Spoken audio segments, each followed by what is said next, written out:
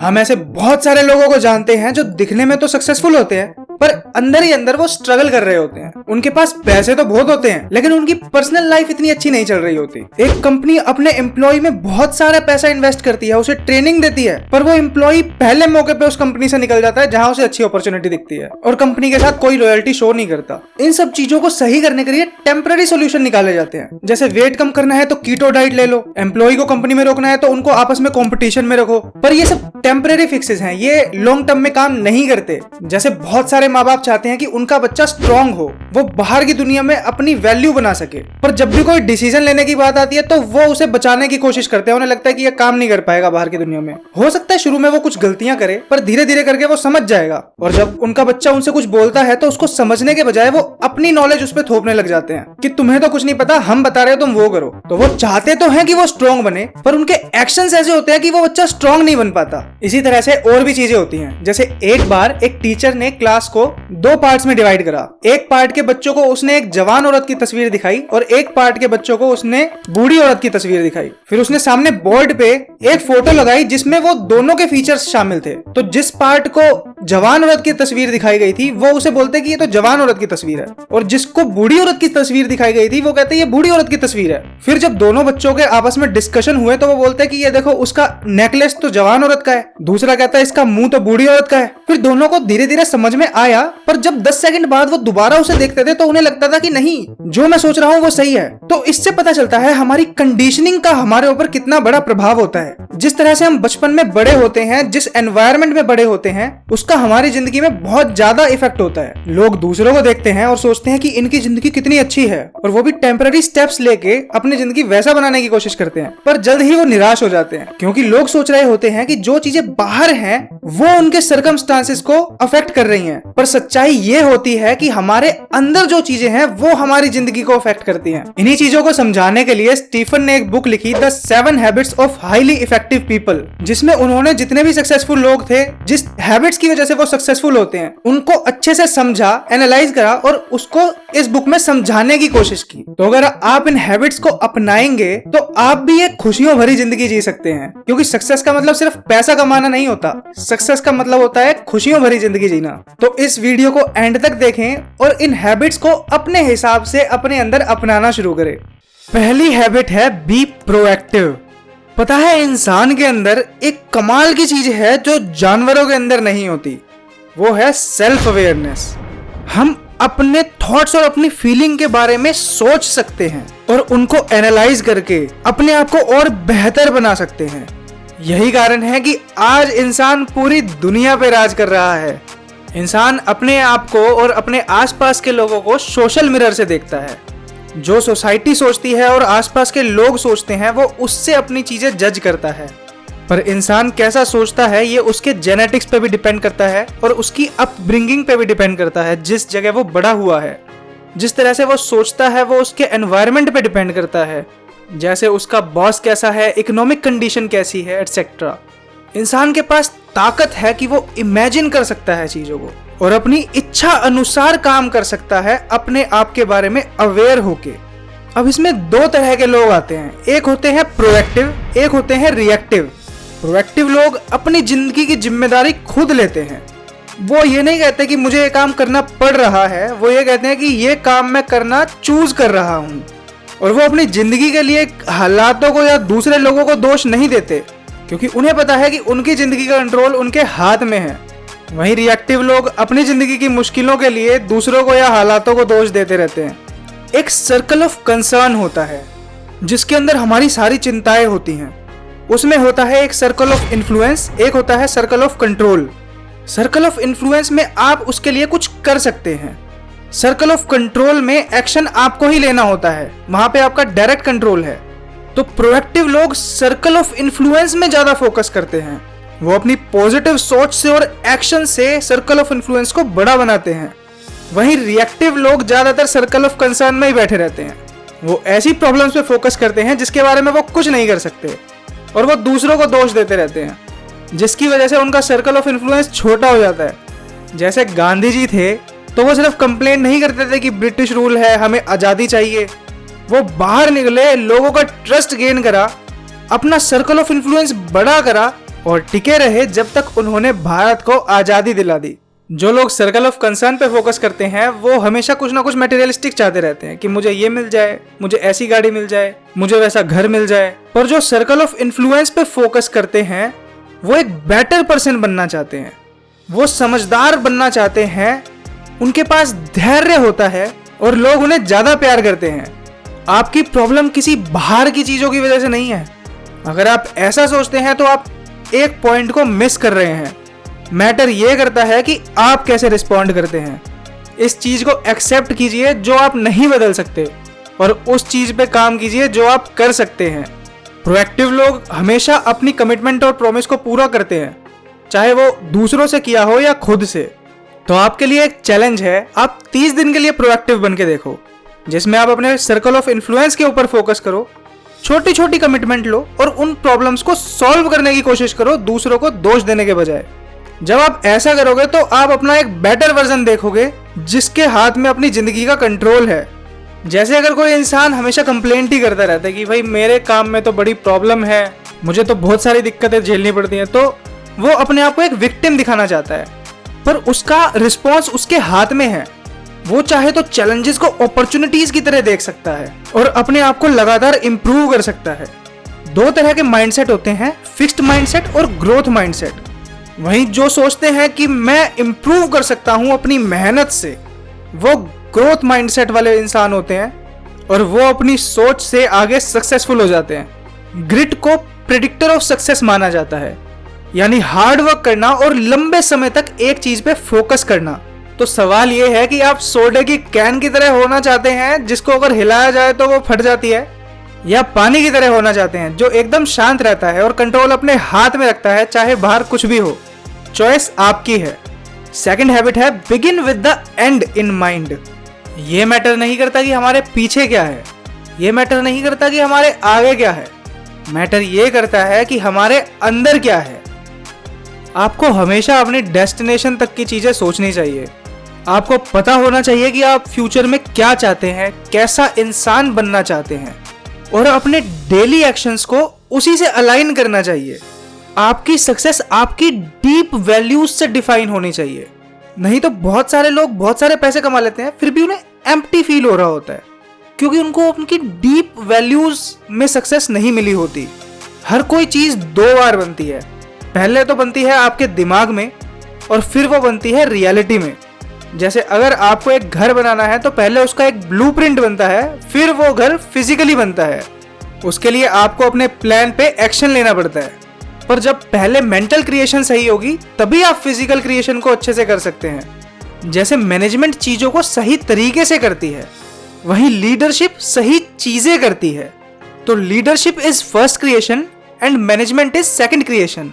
हर कोई इंसान अपनी जिंदगी का फोकस किसी एक चीज पे रखता है, चाहे वो अपने पति पत्नी पे हो, फैमिली पे हो, पैसे पे हो, काम पे हो, या किसी दोस्त या दुश्मन पे हो। पर ये चीजें टाइम के साथ साथ चेंज होती रहती हैं, तो जो उसकी डेस्टिनेशन है वो फिक्स नहीं रहेगी।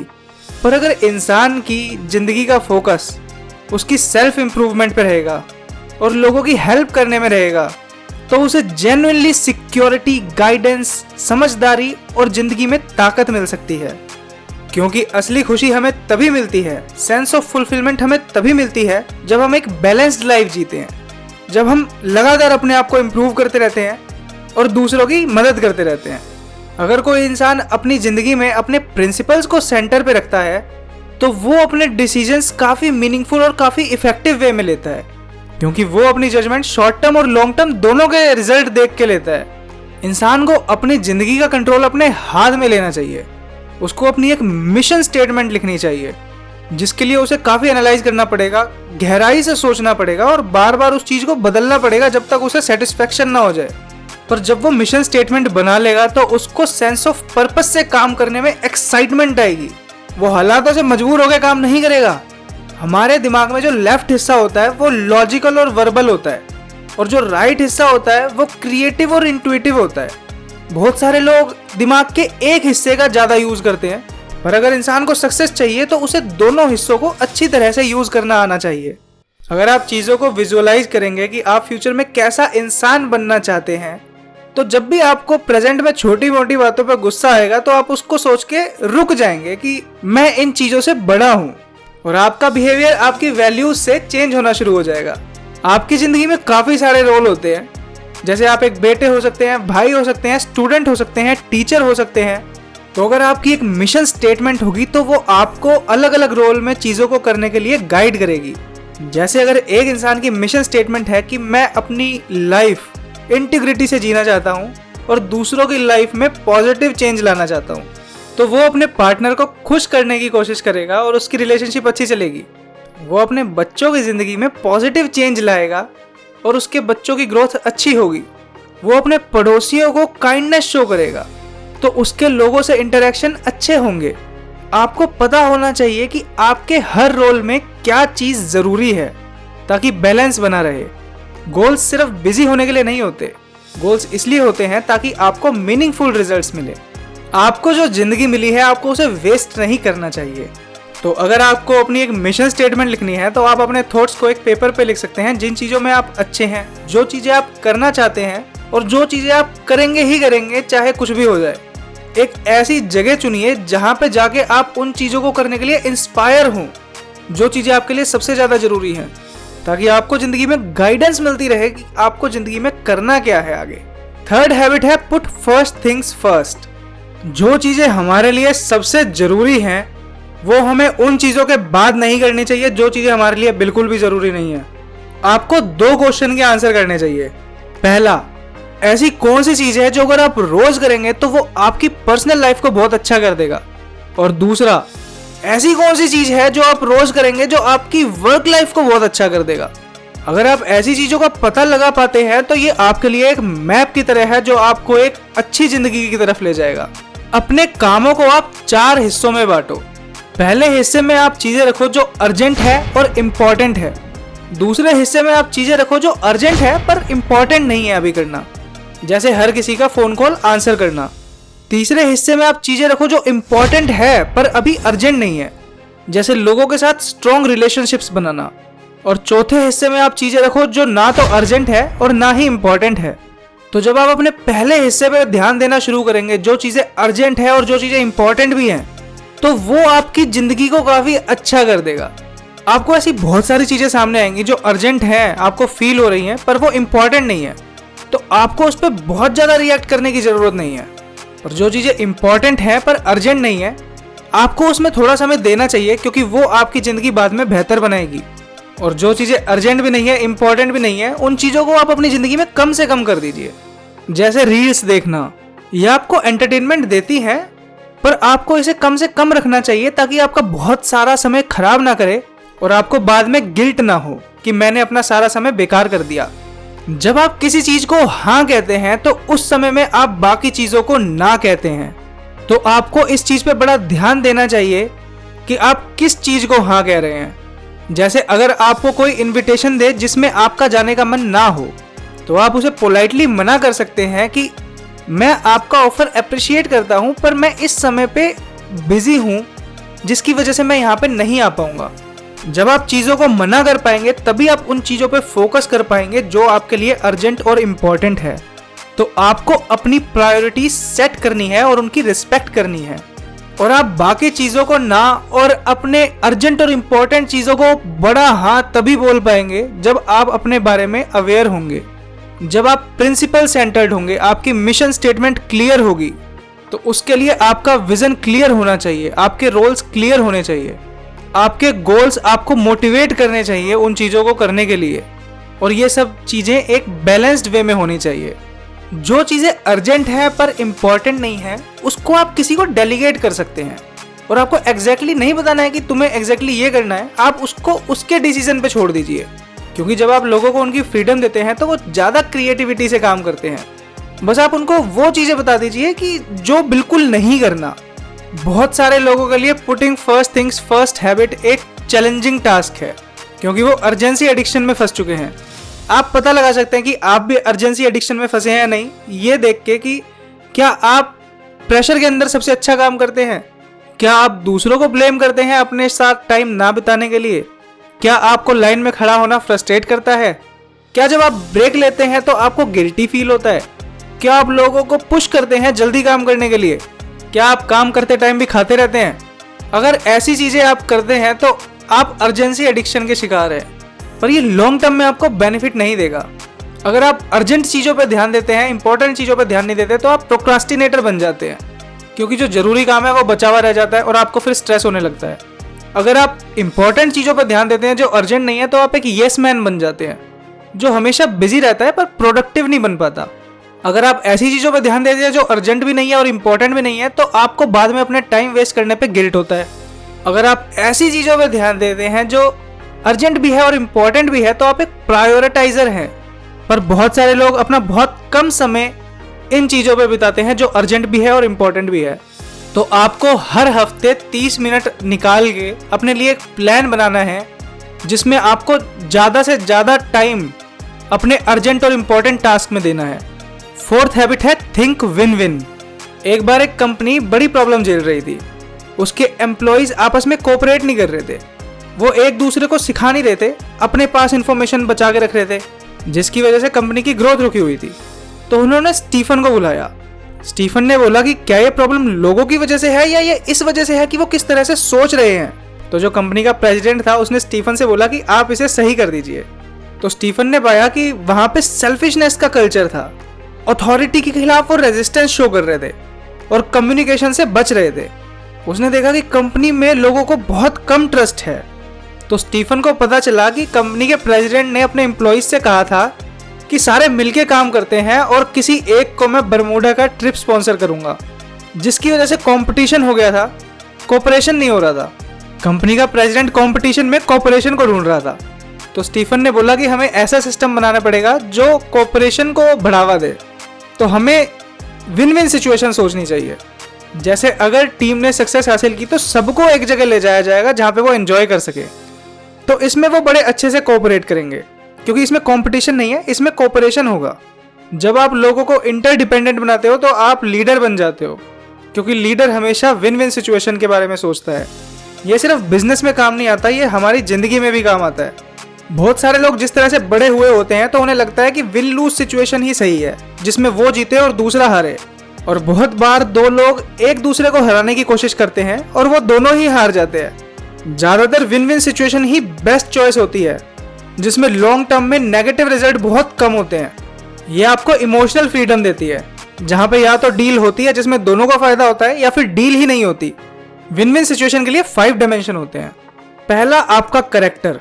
इसके लिए आपको ईमानदार होना चाहिए, अपने प्रॉमिसेस को पूरा करना चाहिए, आपको एग्जैक्टली पता होना चाहिए कि आपको क्या चाहिए।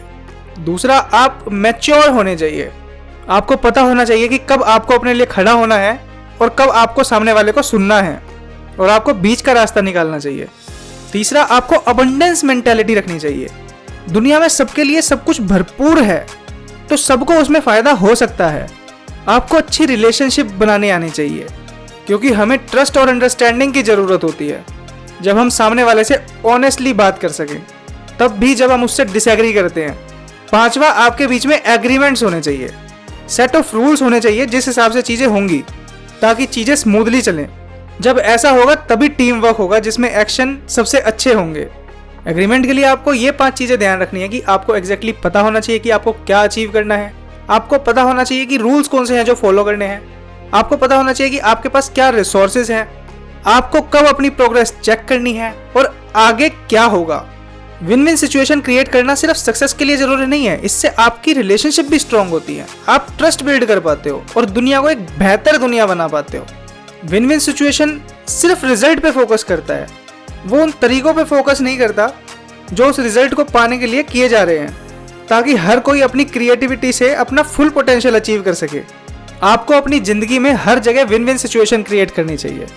यही आपकी पॉजिटिव रिलेशनशिप्स की नींव रखती है और आपको वास्तविकता में सक्सेस दिलाती है। 5th हैबिट है seek first to understand then to be understood. मानो आपकी आंखों पे एक नंबर है, आप चश्मे वाले के पास गए जिसने खुद एक चश्मा बहुत सालों से पहन रखा था। उसने आपको वो चश्मा पहना दिया जिससे आपको साफ नहीं दिख रहा।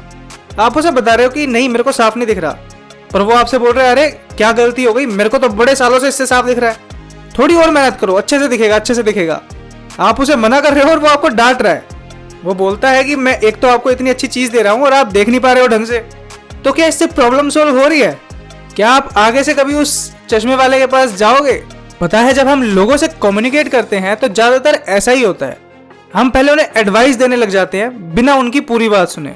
जैसे अगर कोई बच्चा कहता है कि मम्मी मुझे स्कूल नहीं जाना, तो उसकी बात को समझने के बजाय कि वो ऐसा क्यों बोल रहा है, मम्मी कहती है अरे नहीं तुम्हें जाना पड़ेगा, मेहनत करो, बिना उसकी फीलिंग्स को समझे। हमें एम्फैथेटिक लिसनिंग आनी चाहिए, जिसमें हमें सिर्फ उसके शब्द नहीं सुनने, हमें समझना है कि वो कैसा फील कर रहा है, उसका कैसा नजरिया है। जैसे अगर आप अपनी बात अपने दोस्त को बता रहे होते हैं तो वो तुरंत अपनी बातें बताना शुरू कर देता है कि अरे मेरे साथ भी ऐसा हुआ था, ये सिचुएशन थी, ऐसी सिचुएशन थी।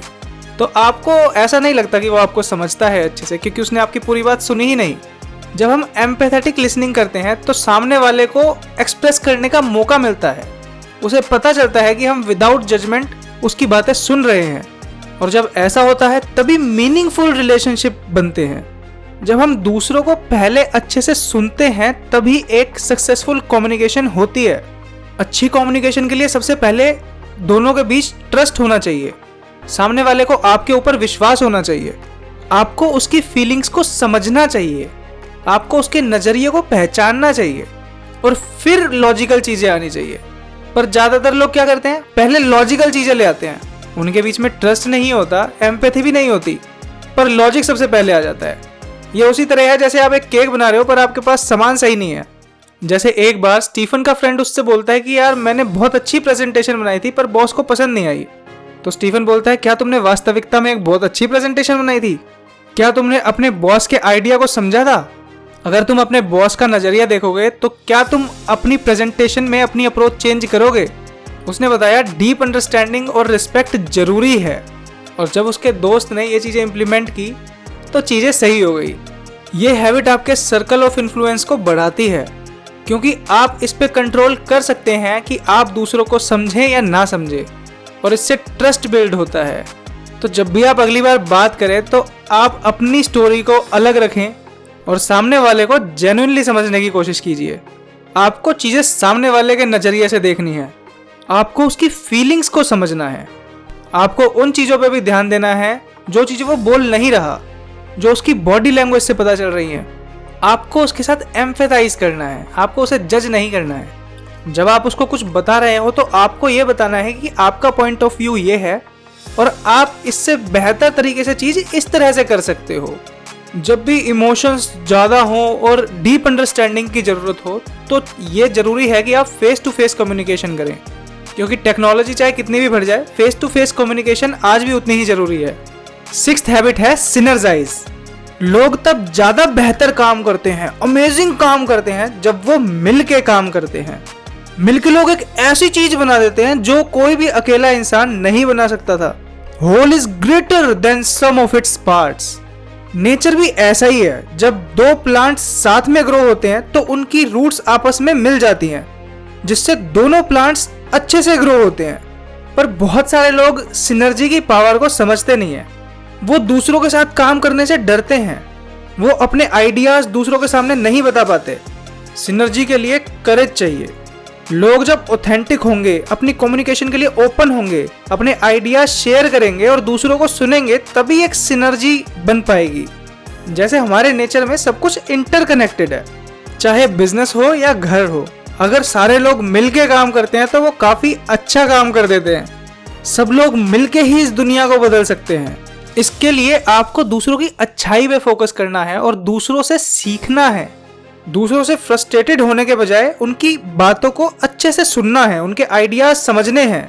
हो सकता है कोई ऐसा सॉल्यूशन निकल जाए जो आप दोनों की सोच से अलग हो और सबसे बेहतर हो। जब राइट ब्रदर्स ने प्लेन बनाया था तो वो उन्होंने आपस में डिस्कस की थी, बहुत सारी चीजें अपनी टीम से डिस्कस की थी और सबकी ओपिनियन समझ के उन्होंने एरोप्लेन बना दिया। एक सपना सच्चाई में बदल गया। तो जब भी आप देखो कि सामने वाला चीजें अलग तरीके से देख रहा है तो आप ये मत बोलो कि वो तो गलत है। आपको समझना चाहिए कि एक अच्छी बात है कि सामने वाला चीजें अलग तरीके से देख रहा है। सेवंथ हैबिट है शार्पन द सॉ। एक बार एक जंगल में एक आदमी कुल्हाड़ी लेके बड़ी देर से पेड़ काटने की कोशिश कर रहा था, वो पूरा थक चुका था। तभी साथ में से एक इंसान जा रहा था, वो बोलता है कि ये आप क्या कर रहे हो? वो बोलता है आपको दिख नहीं रहा है, मैं पेड़ काट रहा हूँ, मैं 4-5 घंटे से लगा हुआ हूँ, मैं थक गया पूरी तरह से, पर ये पेड़ अभी तक कटा नहीं। तो वो बोलता है कि आप थोड़ा सा ब्रेक क्यों नहीं लेते जिसमें आप इस कुल्हाड़ी को थोड़ा और शार्प कर दो, तो चीज़ें आसान हो जाएंगी। तो आदमी कहता है कि भाई मेरे पास इतना टाइम नहीं है कि मैं अब इसे शार्प करने बैठूं, मैं काटने में इतना बिजी हूँ। हम अपनी ज़िंदगी में भी ऐसे ही गलती करते हैं बहुत बार। अगर हमें अपना बेस्ट पाना है तो हमें अपने फिजिकल, स्पिरिचुअल, मेंटल और सोशल चीज़ों का ख्याल रखना चाहिए। फिजिकल के लिए आपको अपनी बॉडी का ख्याल रखना चाहिए, अच्छा खाना चाहिए, एक्सरसाइज करनी चाहिए। अगर आप दिन में सिर्फ 30 मिनट भी एक्सरसाइज करते हैं तो लॉन्ग टर्म में आपको बहुत बेनिफिट देगी। मेंटल के लिए आपको सिर्फ फॉर्मल एजुकेशन पे फोकस नहीं करना है, आपको लगातार सीखना है, नई नई बुक्स पढ़नी है, ड्रैगन्स परसेप्शन की वीडियोस देखनी है, नए सब्जेक्ट्स देखने हैं, चीज़ों को नए तरीकों से देखना है और क्रिएटिव थिंकिंग लाने की कोशिश करनी है। स्पिरिचुअली अच्छे होने के लिए आपको अपने वैल्यू और बिलीफ को अच्छा करना है। ऐसी चीज़ें ढूंढनी है जो आपको इंस्पायर करती हैं, आपको एनर्जी देती है। जैसे बहुत लोगों को मेडिटेशन एनर्जी देती है, उनको पीस देती है, जिससे वो बाकी सारे काम बड़े अच्छे से कर पाते हैं।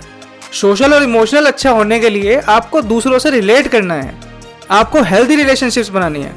जब आप अपना फिजिकल, स्पिरिचुअल और मेंटल वेलबींग पा लेते हो तो वो आपके सोशल वेलबींग के लिए भी मदद करता है। जरूरी नहीं है कि ये सब एकदम से ही हो जाए, हो सकता है आपको ये सब करने में टाइम लगे, पर आपको ये सब करना चाहिए। सक्सेसफुल होने के लिए आपको अपनी अंतरात्मा की आवाज़ जरूर सुननी है। ये वो आवाज़ होती है जो आपको सही रास्ते पे लाती है। जिस तरह से एक गाड़ी को चलाने के लिए चारों टायर सही होने चाहिए, उसी तरह से हमें अगर चीज़ें अच्छी चाहिए तो हमारा बॉडी, हार्ट, माइंड और स्पिरिट चारों अच्छे से चलने चाहिए। ये चारों चीज़ें इंटरडिपेंडेंट है। अगर एक भी सही से नहीं चलेगा तो बाकी चीज़ों में भी दिक्कत आएगी। टेक्नोलॉजी चीज़ों को अच्छा बनाने के लिए की गई है, पर यह हमें ज़्यादातर डिस्ट्रैक्ट कर रही है। हमें बहुत ज़्यादा स्क्रीन टाइम नहीं देना चाहिए, इससे आंखों को तो नुकसान होता ही है और लोग अकेला फील करते हैं क्योंकि वो लोगों से बात कम करना शुरू कर देते हैं। तो आपको टेक्नोलॉजी को अच्छे से यूज़ करना है, समझदारी से यूज़ करना है, क्योंकि कोई भी चीज़ अगर ज़रूरत से ज़्यादा हो तो वो नुकसान ही देती है। तो अगर आप ज़िंदगी में सक्सेसफुल होना चाहते हो तो अपनाओ ये the 7 habits of highly effective people. Dragons perception में हम बिलीव करते हैं कि अगर इंसान को सही गाइडेंस मिले तो वो अपना मैक्सिमम पोटेंशियल अचीव कर सकता है। हम लोगों को उनका मैक्सिमम पोटेंशियल अचीव करवाना चाहते हैं। अगर आपको लगता है कि हम एक अच्छा काम कर रहे हैं तो आप ड्रैगन्स परसेप्शन से जुड़ सकते हैं। आप और हम मिलके इस दुनिया को एक बेहतर दुनिया बना सकते हैं।